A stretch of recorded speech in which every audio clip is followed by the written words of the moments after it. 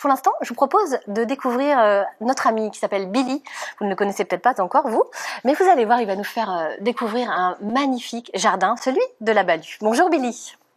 Bonjour tout le monde, bonjour Marie-Françoise, vous allez bien? Bonjour Billy, ah oui, super, le soleil, les fleurs, c'est génial. Et le printemps est arrivé. Alors nous sommes de retour ici à Bazouges-la-Pérouse, au château de la Balue, où on nous avait dit la dernière fois que des surprises allaient arriver, et elles sont là, c'est ça? Oui, tout à fait. Moi, j'ai envie de vous montrer aujourd'hui l'allée de glycine en fleurs, parce que ça, c'est vraiment un spectacle On nous complètement... avait promis du spectacle, hein? Oui. Allez, on y va tout de suite.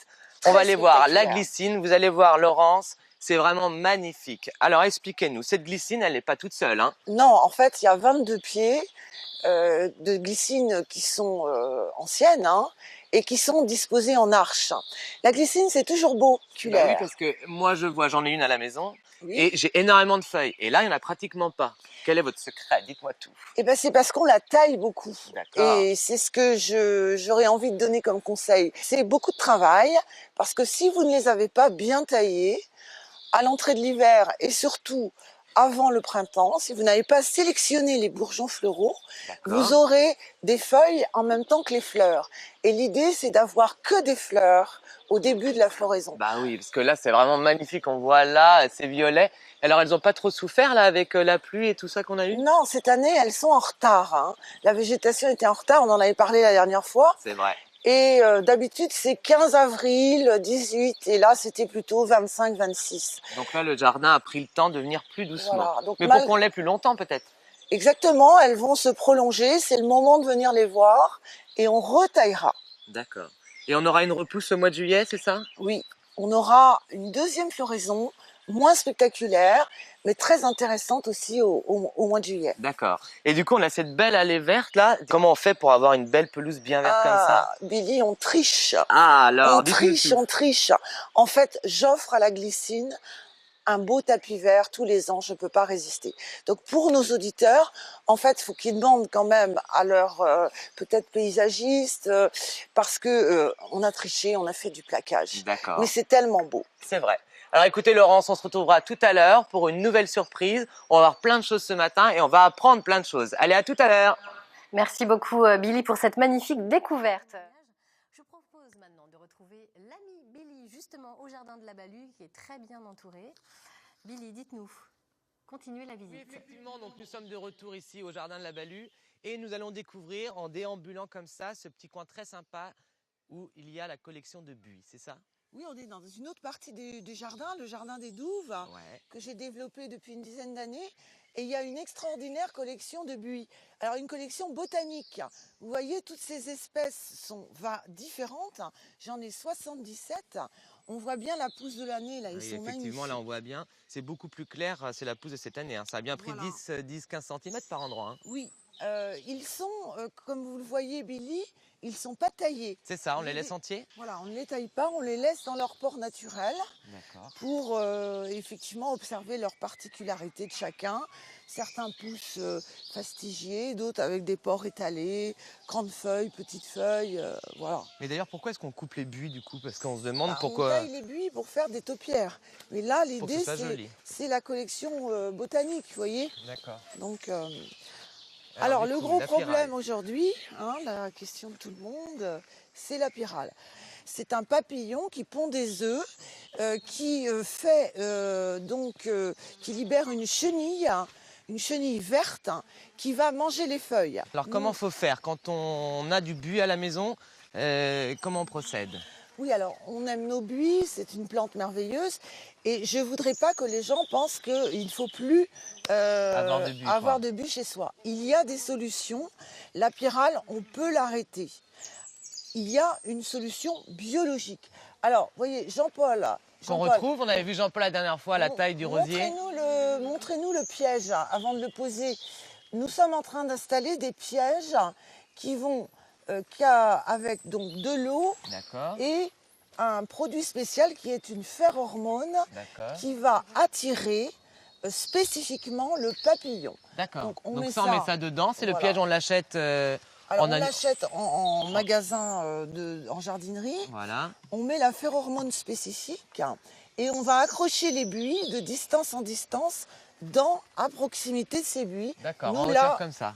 on en met dans la collection. Donc ça, c'est quand on veut en prévention, quoi. Voilà, donc c'est maintenant qu'il faut les mettre pour pouvoir diagnostiquer la présence du papillon. Moi, je n'ai pas de pyrale au jardin du château de la Balue, mais je touche du bois, hein. Et de toute façon, si vous avez de la pyrale, si vous avez des papillons, il faut aussi les détecter, les papillons. Il y a un autre truc qu'il faut savoir, c'est que le papillon, il est nocturne. D'accord. Donc, avant la tombée de la nuit, vous allez dans vos buis, vous les secouez. Si vous voyez un papillon sortir, c'est sûr que vous avez la pyrale. Donc là, comment on fait? Alors, on va à sa jardinerie, on achète un produit qui s'appelle Bacillus thuringiensis, qui est un produit que l'on va diluer dans l'eau, pulvériser les buis, et cette molécule va en fait empoisonner la chenille. Et la chenille, en fait, elle va s'empoisonner en mangeant les feuilles. Et on va vraiment contrôler la pyrale. On va parler de tout ça lors d'une conférence, lors du week-end de démonstration d'art aux pierres. D'accord. Parce qu'ici, c'est vrai que c'est la spécialité. L'art aux pierres, il y en a partout, hein. Voilà, l'art aux pierres sur la terrasse principale, le jardin et le buis à l'état naturel dans le jardin des Douves. Donc c'est quand c'est une formation, vous nous avez dit? C'est le dernier week-end de mai, les jardins sont ouverts et vous avez plein de démonstrations pédagogiques. Vous avez des démonstrations de taille, vous avez des démonstrations de gestion des outils de taille. Tous mes jardiniers sont là et surtout il y aura le samedi après-midi à 15 h, donc le 26 mai, une conférence qui nous explique le diagnostic et les méthodes de lutte biologique contre la pyrale. Bon, on a compris, Laurence, la pyrale c'est un parasite mais c'est pas irrémédiable. On va se retrouver tout à l'heure pour voir d'autres petites techniques. Allez, à tout à l'heure. Merci Billy. Et puis nous, on a bien noté le dernier week-end de mai. Rendez-vous donc au jardin de la Balue. C'est ça, très bien. L'ami Billy au jardin de la Balue. Et puis Catherine, elle prépare ses petites choses en prenant tout son temps. Un peu de temps, merci. Nous sommes donc de retour ici au jardin de la Balue. Et ce qu'il y a d'extraordinaire ici au jardin, c'est que non seulement c'est très très beau, mais en plus on peut apprendre des choses. Alors Jean-Paul, racontez-nous, là on est sur quel chantier?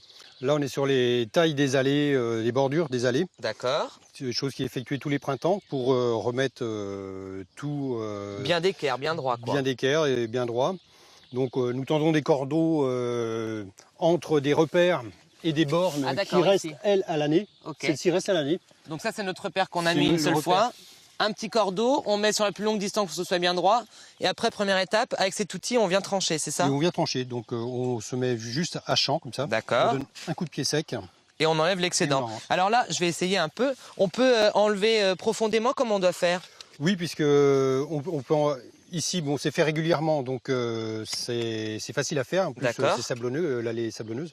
Mais à savoir que les racines de gazon vont à une quinzaine de centimètres. D'accord. Donc, il ne faut pas hésiter à aller en profondeur pour éviter de voir ça, justement, de voir que ça repousse sur le côté. D'accord. Alors, une fois qu'on a fait cette tranche-là, on a différents outils à notre disposition. Notamment ce grand truc. Alors, comment ça travaille, ça? Celui-ci, on le prend et on longe toujours, pareil, le cordeau. Ok. Donc, on avance... tout en taillant l'herbe. Donc ça, c'est le même outil que celui-ci, mais plus pratique, plus haut, quoi. Alors celui-ci, lui, a la particularité on peut travailler à plat. Donc on peut faire une petite finition comme ça pour certains endroits. Et autrement, ici, là, on avance comme ça, directement. En taillant comme ça. Ok, ça marche.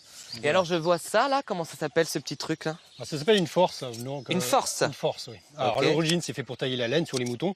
Ah ici, oui. On s'en sert ici aussi dans les endroits... vous voyez, là, ça marche pareil. Hein, donc... Celui-ci a l'air bien aiguisé. Hein. Ça s'affûte au fur et à mesure qu'on l'utilise. Donc c'est un de ses avantages. Donc c'est quand même assez pratique. Et on l'utilise aussi pour la taille des buis. Okay. Mais par contre pour la taille des buis, j'en ai un qui ne sert que pour les buis. Il ne sert pas du tout au gazon. D'accord. Et là je vois ce petit ciseau de bureau. Si on n'a pas ces outils-là à la maison, on peut très bien utiliser ce petit ciseau-là, oui, c'est ça? Pour certaines finitions, comme au jardin japonais, là où on a du travail un peu plus minutieux, vous voyez là c'est vraiment... mais l'efficacité est quand même assez importante aussi. C'est vrai. Bon, enfin, si on doit faire les kilomètres que vous avez ici à la Balue, je pense qu'on en aurait quelques ampoules au doigt. Exactement. Bon bah écoutez Laurence... merci, je dis écoutez Laurence, mais Marie-Françoise, pardon. Merci de nous avoir accueillis ce matin. On reviendra, c'est sûr, parce que moi je veux découvrir une chose, c'est quand vous coupez les taupières. Alors c'est quand ça se passe tout ça? Alors la taille des taupières, c'est l'été. Hein, on va commencer par ces hexagones. C'est à partir de mi-juin. D'accord. Et puis aussi, Billy, il faudra revenir voir les résultats de votre taille de rosier au moment des fleurs. Hein. Ah oui, c'est vrai. Donc là, tout le mois de juin, les roses sont magnifiques, sont en fleurs. Et il faut revenir nous voir si vous pouvez. Eh ben, on reviendra avec grand plaisir ici, voir les roses, les taupières et tout ça. Allez, à très bientôt tout le monde. Merci beaucoup Billy. Et puis donc rendez-vous le dernier week-end de mai au jardin de la Balue. Voilà, nous arrivons à la fin de cette émission, ma chère Catherine.